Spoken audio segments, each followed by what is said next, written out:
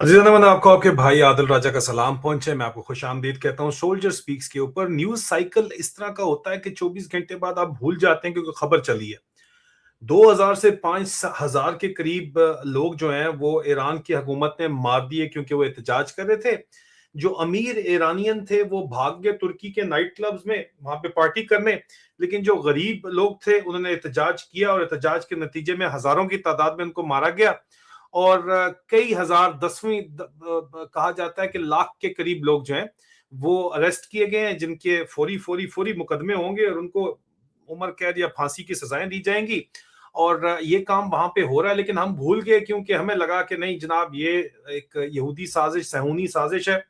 लेकिन इतना भी नहीं, ठहरे जरा, हौसले के साथ। मामलात इतने भी सादा नहीं है। अमेरिका में जिस तरह की सदर ट्रंप की पर्सनालिटी है, अब सदर ट्रंप ने जो है वो लेटेस्ट जो लेटर लिखा है, ये आप देखें नॉर्वे के सदर को कि जनाब मुझे क्योंकि आपने जो है वो नोबेल पीस प्राइज नहीं दिया है, तो मैं अभी जो है वो अमन के बारे में नहीं सोच सकता। अब मैं अमन के बारे में सोचूंगा ही नहीं। तो सारी बात है, कहा ही जा रहा था ना कि जनाब आप अमन के बारे में सोचें और आप ईरान के ऊपर हमला ना करें, खित्ते का अमन जो है उसका ख्याल रखें। सदर ट्रंप कहते हैं अब मैं अमन के बारे में नहीं सोचूंगा, अब मैं अमेरिका के इंटरेस्ट के बारे में सोचूंगा, पहली बात। दूसरा, बार बार सदर ट्रंप ने बयान दिया है कि ईरानी अगर मारे जाएंगे, प्रोटेस्टर्स मुजाहिरीन, तो मैं हमला करूंगा ईरान के ऊपर। और आखिरी मिनट के ऊपर मैंने आपको रिपोर्ट दी थी कि आखिरी मिनट के ऊपर यह फैसला हो चुका था आज से 4 दिन पहले। और बहुत से लोगों ने इसकी कंफर्मेशन दी थी, मैंने इसके ऊपर रिपोर्ट दी थी कि आखिरी मिनट के ऊपर, और इसको तो बाकायदा तौर के ऊपर जो सोशल मीडिया के ऊपर इजरायली हैंडल्स हैं, मुसाद कमेंट्री है, उन्होंने भी कहा था कि जी लास्ट मिनट के ऊपर फैसला जो चेंज हुआ कि जी अटैक नहीं किया जाएगा, जहाजों को स्टैंड डाउन करा दिया गया, क्योंकि सदर ट्रंप ये समझते हैं, ये चाहते हैं कि एक दफा जब हमला किया जाए तो फिर तोड़ काम पहुंचाया जाए, आखिर तक जाया जाए। और जो है वो इसके अंदर जो है वो हाफ कॉक एफर्ट नहीं होनी चाहिए। आप जब एफर्ट करें तो फिर इसको आखिर तक लेके जाएं, क्योंकि ईरान ने भी कहा हुआ है कि हम बदला लेंगे, हम नहीं छोड़ेंगे। अगर ईरान बदला लेगा तो फिर अमेरिका क्या करेगा, उसकी ये प्लानिंग कर रहे हैं। अब ये एक तो उनकी आपको पर्सनालिटी समझ आ रही है। दूसरी तरफ द हिल की खबर थी कि पेंटागन ने अपना carrier strike group Middle East की तरफ मूव किया है, और ये carrier strike group South China Sea की तरफ से मूव किया जा रहा है। इसके ऊपर बहुत से लोगों ने, बहुत से एनालिस्ट ने कहा कि जनाब ये इसलिए किया जा रहा है क्योंकि जो है वो साउथ चाइना सी के साथ किया जा रहा है, तो चाइना को ताइवान के ऊपर कोई ना कोई डील हो गई है।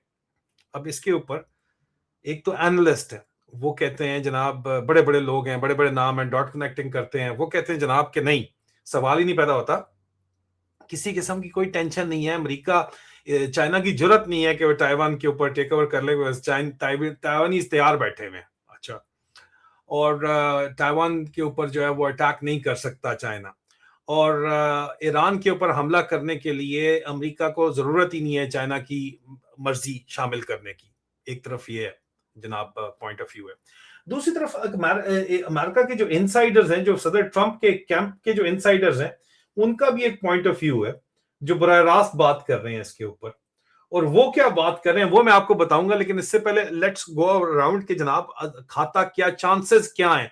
क्योंकि चांसेस आपको पता चलते हैं फाइनेंशियल मार्केट से, कि फाइनेंशियल मार्केट्स उसके ऊपर उन चांसेस पे खेल रही होती हैं कि सदर ट्रंप के कितने चांसेस हैं अटैक करने के ईरान के ऊपर, और उसकी तैयारी कर रही होती हैं। वो चांसेस कहते हैं 30 to 80%, 30 से 80% चांसेस हैं कि इस महीने जनवरी के आखिर में या फरवरी के शुरू के अंदर अमेरिका अटैक करेगा 80% तक। ठीक है, अब डिपेंड करता है कि आप किस सोर्स के ऊपर बिलीव करना चाहते हैं। ओपनली ये क्रेडिबल सोर्सेज ये बात कर रहे हैं, 30 to 80% की ये बात कर रहे हैं, और मार्केट्स इस जो परसेंटेज है उसके ऊपर काम कर रही हैं। आप दरमियान में 50-50 तो फिर भी आप कर सकते हैं, लेकिन 60% चांसेस हैं कि अटैक करेंगे। और मेरे पास जो इन्फॉर्मेशन है, मुझे लगता है कि जनाब जो मेरे पास है वो तो 80% के ऊपर है कि 80% ये अटैक करेंगे। इन्फॉर्मेशन मैं आपके साथ शेयर करता हूं, लेकिन की फैक्टर्स क्या है? की फैक्टर्स यही है कि जनाब सदर ट्रंप ने वादा किया था कि अगर प्रोटेस्टर्स पे फायर होगा, जो कि हुआ, हजारों की तादाद में उनको मारा गया, तो मैं रिस्पॉन्ड करूंगा। अब वो रिस्पॉन्ड करेंगे नहीं करेंगे, इसके ऊपर सदर ट्रंप की रेपुटेशन बेस करती है, अमेरिका के अंदर भी और अमेरिका से बाहर भी। फिर मिलिट्री बिल्टअप जो हो रहा है साउथ चाइना सी से जनाब, रेवड़ियां बांटते हैं तो नहीं, स्ट्रेट ऑफ हॉर्मज में ईरान के ऊपर आ रहा ना जो उनका कैरियर स्ट्राइक ग्रुप है, और मिडिल ईस्ट के अंदर आ रहा है यूएस अब्राहम लिंकन, वहां पे आ रहा है एयरक्राफ्ट कैरियर जो है, और वो 5 दिन 4 दिन तक पहुंच जाएगा। अब 4 दिन तो ज्यादा दूर नहीं, मतलब 23-24 जनवरी को इनका स्ट्राइक ग्रुप पहुंच जाएगा, और वो पूरे ईरान उसका मुकाबला बहरहाल इस वक्त नहीं कर सकता ईरान के ऊपर। और सिर्फ स्ट्राइक ग्रुप नहीं पहुंच रहा, बात ये की जा रही है कि F-15 फाइटर जेट्स भी वहां पे पहुंच रहे हैं, जो कि अब इसके हिस्सा है इस कैरियर स्ट्राइक ग्रुप का। और उसके अलावा साथ साथ जो है 12 दिन की जंग पहले जो हुई थी उसके बारे में वो कह रहे हैं कि जनाब अब पूरे का पूरा जो गल्फ का एयर डिफेंस सिस्टम है उसको इनकॉर्पोरेट कर रहे हैं, क्योंकि ईरान के अंदर ईरान के मुकाबले में कतर में भी ये लोग बैठे हुए हैं, और ईरान को चारों तरफ से घेरा हुआ है, ठीक है, इराक के अंदर भी बैठे हुए हैं। और आप ईरान का अगर देखें, पूरे का पूरा डायनामिक्स देखें, उसकी जियोग्राफी देखें, तो पाकिस्तान में बहरहाल उन्होंने बेसिस खाली कर दिए हैं, क्योंकि पाकिस्तान में जो इनका दामाद वो कंसिडर करते हैं उसके ऊपर एतबार नहीं किया जा रहा, तो पाकिस्तान के बेसिस तो बहरहाल खाली करवा दिए गए हैं। लेकिन पाकिस्तान की उनको ज़रूरत भी नहीं है, क्योंकि राइट नेक्स्ट डोर बगदाद के अंदर उनके पास बेसिस मौजूद हैं, और कतर मैंने आपको बता दिया, उसके अंदर बहरीन के अंदर इनके पास बेसिस मौजूद हैं। तो दे डोंट रियली नीड कि जनाब पाकिस्तान के बेसिस उनको इस्तेमाल करने हो।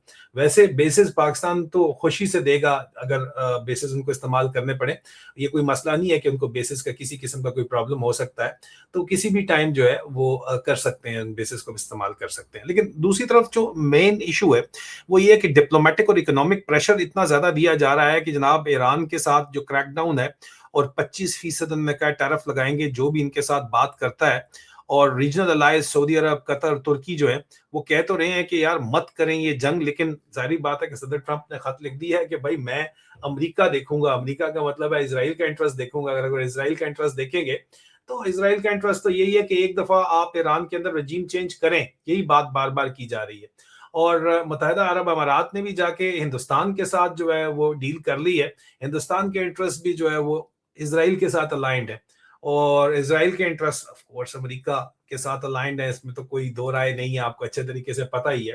तो ये जो पूरा खित्ता है जब आप इसको देखते हैं तो ईरान के अंदर आप देखें कि इस पूरे खित्ते के अंदर, इस पूरे सी के अंदर ईरान को चारों तरफ से घेरा गया है, और ईरान के ऊपर अटैक अगर स्ट्रेट ऑफ हॉर्मज की तरफ से किया जाता है तो ईरान के पास क्या चांसेस है, फिर 80% इनसाइड इन्फो मैं आपको बताऊंगा, उसके हिसाब से चांसेस जो है वो लाजमी है कि जाएंगे। एक्सपर्ट और ऑफिशियल व्यूज ये हैं कि जनाब थिंक टैंक्स मिडिल ईस्ट के ये कहते हैं, जिस तरह मिडिल ईस्ट इंस्टीट्यूट है और INSS है, वो असेस ये कर रहे हैं कि जनाब मुश्किल ही है कि स्ट्राइक की जाए, मतलब क्रूज मिसाइल से जो ईरानियन रिपब्लिकन गार्ड कोर की जो हैं जगह उनके ऊपर स्ट्राइक की जा सकती है, और लास्ट पिछले साल जिस तरह की गई है। लेकिन ये जो है वो इसकी वजह से रिस्क होगा, क्योंकि ईरान जो है वो ईरानियन डेस्परेशन पोस्ट 2025 वॉर के बाद बहुत ज्यादा बढ़ चुकी है, तो वो भी इसके ऊपर रिएक्ट करेंगे, और इसलिए अमेरिकी जो ऑफिशियल्स हैं वो बार बार इस चीज के ऊपर जोर दे रहे हैं कि जनाब अटैक करना पड़ सकता है, अटैक को आप राइट ऑफ नहीं कर सकते हैं। इजरायली सोर्सेज ये कहती हैं कि फौरी अटैक होने वाला है, आप तैयारी पकड़ के बैठे, ठीक है। और जनवरी वो कह रहे हैं कि बस इस जनवरी इसी महीने के अंदर, बस अगले हफ्ते तक, ये 23-24 जनवरी को पहुंच रहा है कैरियर स्ट्राइक ग्रुप, और दस्ती उन्होंने जो है अटैक करना है, वो ये कह रहे हैं, ठीक है। और जो कि पोलिंग हो रही है उसमें 70% जो सबसे बड़ा इनका प्रॉब्लम है, वो 70% अमेरिका के जो वोटर हैं वो जो पोलिंग कर रहे हैं, वो पोलिंग बताती है अमेरिका के अंदर के 70% अमेरिका के वोटर्स किसी भी मिलिट्री इन्वॉल्वमेंट अमेरिका के खिलाफ हैं, जो कि एक बड़ी अहम जो है वो फीचर है। मार्केट्स के इंडिकेटर्स और सोशल सेंटिमेंट के ऊपर जब आप बात एक दफा फिर करते हैं, तो जब आप मिसाल के तौर के ऊपर पोली मार्केट की आप बात करते हैं तो वो कहते हैं कि जनाब US स्ट्राइक जो ईरान के अंदर जनवरी की 31 तक जो है वो हो सकती है, ठीक है, और 81% प्रोबेबिलिटी है इस रिपोर्ट की, ठीक है। और हालांकि पहले वो कह रहे थे कि मार्केट के ऊपर पैसा, फॉलो द मनी पहले मार्केट से 29 to 44% ये कह रहे थे, अब ये कह रहे हैं कि 81% चांसेस हैं कि जनाब ये करेंगे। और सोशल मीडिया पे खासतौर के ऊपर एक्स वगैरह के ऊपर जो बातचीत होती है, ट्विटर के ऊपर जो होती है, वो कह रहे हैं कि जनाब ये कैरियर स्ट्राइक ग्रुप पहुंचेगा इस वीकेंड पे 23-24 को, और 51 to 80% प्रोबेबिलिटी है कि ये अटैक करेंगे। मैं आपको एक्चुअली ग्राउंड इंटेलिजेंस रिपोर्ट है वो भी बताऊंगा, ये पब्लिश रिपोर्ट्स हैं जो मैं आपको बता रहा हूँ इस वक्त, ठीक है, क्योंकि बार बार सदर ट्रंप कह रहे हैं कि मैंने जाना है, मैंने अटैक करना है and the kind of personality he is got, तो एक्सपेक्टेशन यही है कि जनाब ये अटैक होगा ईरान के ऊपर, ये अटैक पॉसिबल है ईरान के ऊपर, ठीक है। अब पोटेंशियल सिनेरियो के ऊपर अगर आप बात करते हैं तो ठीक है, लिमिटेड एक्शन का ज्यादा चांसेस हैं, एक लिमिटेड एक्शन किया जाएगा और troops on ground, boots on ground, तो सदर ट्रंप भी कह चुके हैं कि नहीं होगा, ठीक है। लेकिन quick and clean punitive strike की वो बात करते हैं कि जनाब अटैक किया जाएगा, खास टारगेट के ऊपर, मखसूस टारगेट के ऊपर अटैक किया जाएगा।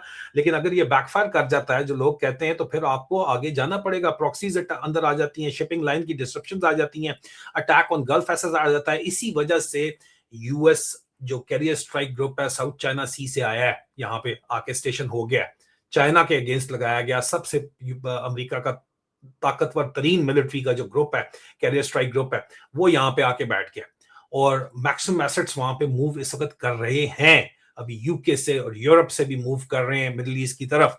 जो ट्रुप्स की मूवमेंट आपको बताती है कि भाईजान ये काम जो है ये जाने वाला है, और फुल स्केल कैंपेन फिर भी बहरहाल होगी नहीं, लेस प्लॉजिबल है, क्योंकि उसके अंदर जो है वो लॉजिस्टिक हर्डल्स हैं बहुत ज्यादा, ब्रॉडर वॉर का रिस्क भी बहुत ज्यादा है, और रीजनल सपोर्ट भी इसके अंदर नहीं है, ना सऊदीया चाहता है, ना कतर चाहता है, ना कोई भी रीजन के अंदर जो भी मेजर प्लेयर्स हैं वो नहीं चाहते कि जनाब किसी किस्म का जो है वो हमला किया जाए, इस तरह का फुल स्केल वॉर किया जाए और रीजन को डिस्टर्ब किया जाए, वो नहीं चाहते, ठीक है जी। और कोई एक्शन ना हो कि नहीं यार कुछ भी नहीं होना है, वही गल्ला कर रहे हो सारे के सारे, ठीक है, और सिर्फ डिप्लोमेटिक बातें और बड़के मारी जाएंगी, ठीक है, और वार्निंग्स दी जाएंगी और डोमेस्टिक ऑपोजिशन होगी, ठीक है। मसला ये है कि सदर ट्रंप ने अपने आप को एक कोने के अंदर जो है वो धकेल दिया है, बार बार बार बार एक बात करके कि मैं छड़ांगा नहीं, मैं नहीं छड़ना, ठीक है। वो टिपिकल यही उनका जो जिसमें पंजाबी मोला मोला जट स्टाइल के अंदर कहा, मैं छड़ांगा नहीं। ये जो उन्होंने बार बार बात कर ली है, तो ये अब क्रेडिबिलिटी का इशू बन गया सदर ट्रंप का। लोग कहते नहीं हो यार पहले भी बड़ी उसने बातें की हैं, कौन सी पूरी कर दी? नहीं भाई, ये बातें बड़ी क्लियर की गई हैं।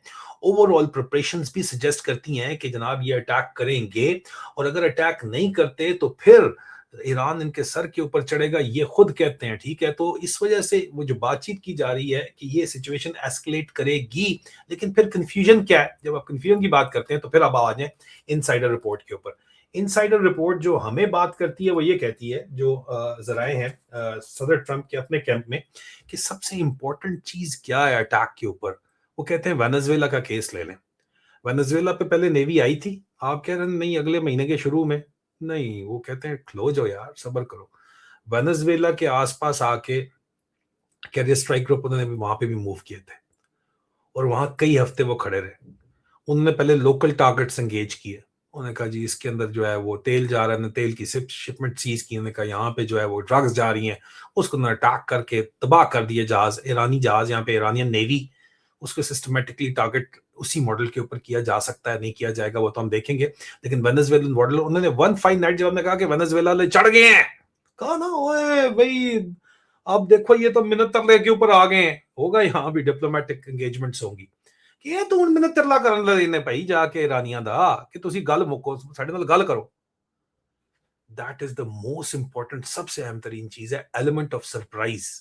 वेनेजुएला में सदर ट्रंप की एडमिनिस्ट्रेशन ने एलिमेंट ऑफ सरप्राइज अचीव किया और मदुरो को चुक लिया।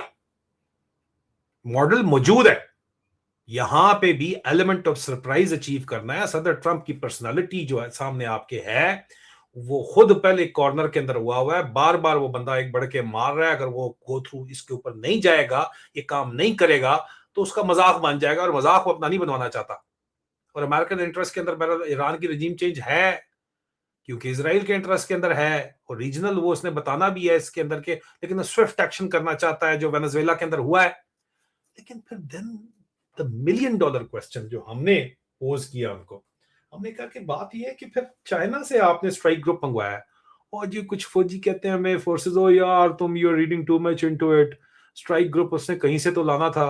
नहीं यार क्या बात करते हैं, स्ट्राइक ग्रुप कहीं से लाना था तो आप स्ट्राइक ग्रुप जो है वो कहीं और से चाइना से हटा के क्यों लाए?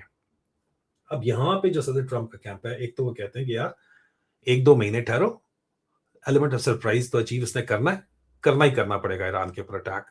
और अटैक करके उसकी रिटेलिएशन को भी उन्होंने बर्दाश्त करना है, ठीक है। और ये अटैक बहरहाल चाइना के साथ अंडरस्टैंडिंग के साथ किया जाएगा, ये इल्जाम लगाया जाता है कि चाइना से अंडरस्टैंडिंग के साथ किया जाएगा। चाइना से अंडरस्टैंडिंग तो फिर यही हो सकती है कि ताइवान के ऊपर आप जाए कर लें, आपने जो उनको करना है। अब ताइवानीज के साथ आपने लड़ना है, लड़ लें। तो अगर ताइवानीज इनसे फाइट बैक करते हैं और अमेरिका पीछे भी रहता है, या what is stopping America from not not getting involve, या उसकी वजह से जो नुकसान होता है वो तो जो होगा सो होगा। लोग कहते हैं जी ताइवानीज तैयार है, लेकिन कोई ताइवानीज के पास चाइनीज मिलिट्री माइट का जवाब कोई नहीं है। कोई एग्रीमेंट वहां पे हो जाता है, कोई हांगकांग टाइप कोई सीन बन जाता है, ठीक है। तो वो अपनी जगह के ऊपर है, लेकिन वो कहते हैं कि ये फोर्सेस डिप्लॉयमेंट जो कंप्लीट होगी होगी, और कंप्लीट होने के बाद जो 23 और 24 को है, उसके बाद अब 1 से 2 महीने बाद ये एक्शन होगा ही होगा। और मजीद इनका ट्रंप का कैंप कहता है कि ये चाइना से अंडरस्टैंडिंग के साथ होगा। बड़े बड़े प्रोफेसर कहते थे नहीं, हो ही नहीं सकता इस तरह। अब जो सदर ट्रंप का कैंप, जो हमारे सोर्सेज है, वो जो बात कहते हैं वो पूरी होती है, जो हमने ये भी देखा है। अब ये बात होगी या नहीं पूरी होगी वो तो वक्त आपको बताएगा, लेकिन ये इसमें सरप्राइजिंग एलिमेंट है कि अगर चाइना ईरान की बैकिंग छोड़ दे, रशिया ऑलरेडी यूक्रेन में एंगेज है, तो फिर ईरान की प्रेजेंट रजीम का क्या बनेगा। आप खुद सोच लें, आप खुद सारे समझदार हैं, फिर क्या बनेगा। वेनेजुएला में क्या हुआ वो आपके सामने, सीरिया में क्या हुआ वो आपके सामने है। और सीरिया के अंदर जब इनकी बशर अल असद वाली गेम अप हुई है रशिया की और चाइना की, उसके बाद से इस वक्त डोमिनेंट हैंड तो जाहिर बात है अमेरिकन कैंप के पास है। और कंसर्न सिर्फ यही है ना रीजनल पार्टनर्स का कि यार इसको लंबी जंग नहीं खींचनी है, आपने काम मुकाना, दस्ती मुकाएं बस। एंड ऑफ कोर्स एक और अल्टरनेटिव भी है, रजा पहलवी का पुत्र जो है वो क्या इनका मुतबादल हो सकता है। वो तो सदर ट्रंप भी कहते हैं आई रियली डोंट थिंक कि ये हो सकता है। कोई अगला ऑप्शन भी तैयार करना है उन्होंने, वो क्या ऑप्शन होना है, किस तरह होना है। एक काम कर दो कि रजीम मौजूदा उड़ा दो, उसके बाद तो गवर्नमेंट तो अभी भी मदूरो के अलाइज की है ना वेनेजुएला के अंदर। आगे गवर्नमेंट तो यही रहेगी, लेकिन गवर्नमेंट फिर किस तरह अपने हेड्स के बगैर आगे कितना अरसा चल सकेगी। आईआरसीजी को डाउनग्रेड किया जाएगा तो जाहिर बात है आपके सामने ही हालात हैं कि किस तरफ ये मामला जाएंगे। लेकिन 81% मार्केट कहती है कि अटैक होना है, मार्केट इस पे खेल रही है। तो आप बताएं कमेंट्स के अंदर आपको क्या लगता है, कितने परसेंट चांसेस हैं और ये किस तरफ मामला जा रहे हैं, और क्या चाइना वाकई सौदा मुका सकता है द ग्रेट डीकपलिंग के चक्कर के अंदर कि ठीक है ताइवान के ऊपर तुम फिर उधर देख लो और इधर हम उधर देख लेते हैं, कर लो रजीम चेंज, लेकिन हमारी इन्वेस्टमेंट्स जो है वो सिक्योर रहनी चाहिए अगली रजीम के साथ भी। You never know, it's great power rivalry में कुछ भी हो सकता है किसी भी वक्त।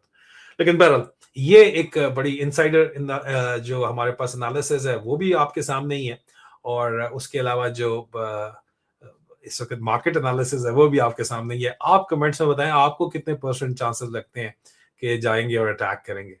अपना ख्याल रखिए, बहुत जल्द दोबारा मुलाकात होती है। खुदा हाफिज।